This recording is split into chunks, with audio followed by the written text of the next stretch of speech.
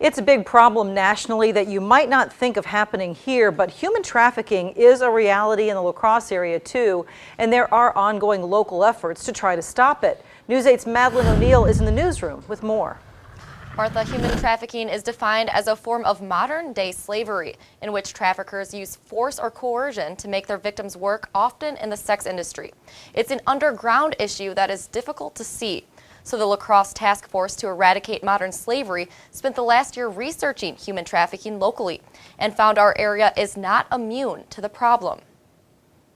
Once you learn about it, if you have a conscience at all, you cannot help but be horrified. Sister Marlene Weisenbeck is talking about an issue she's passionate about fighting: human trafficking. It's a hidden economy, a huge economy globally. She says it's an issue locally as well, and her La Crosse Task Force to Eradicate Modern Slavery set out to reveal that. When we started our work 4 years ago, most people said it's not an issue.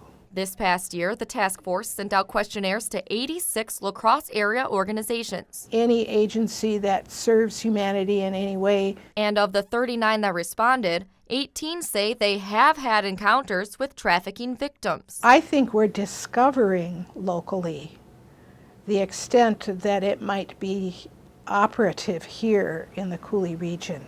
And if we discover more, it's hard to answer the question, is it growing?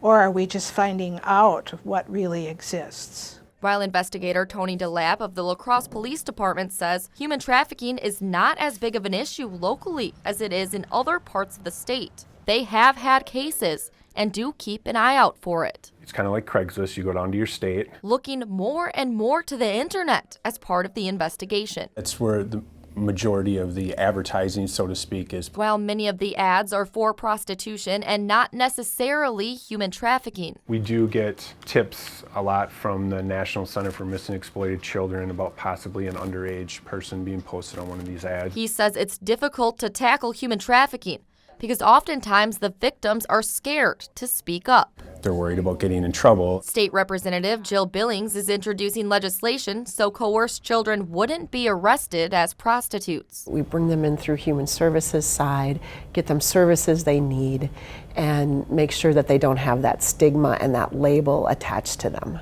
Sister Weisenbeck hopes teaching others that human trafficking is a real issue will make them join her in the fight. All of us who have ever been involved in anti-human trafficking work realize that we can't do it alone. La Crosse's task force to eradicate modern slavery is working with area victims of human trafficking.